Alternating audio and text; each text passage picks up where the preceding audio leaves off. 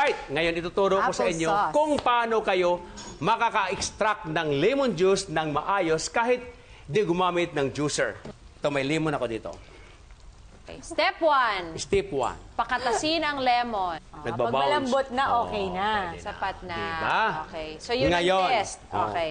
So, hahatiin natin sa pamamagitan ng knife. Hindi mo na kailangan ng squeezer. Tapos yung knife, Itayo ang kutsilyo. kailangan hawakang mabuti. So, ito i-squeeze natin ng pakanan. Always pakanan. Look at Okay. that.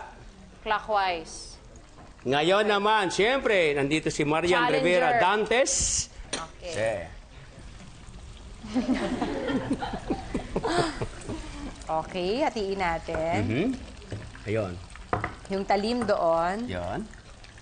Tapos, Oh, Ay, galing palakpakan! bilis.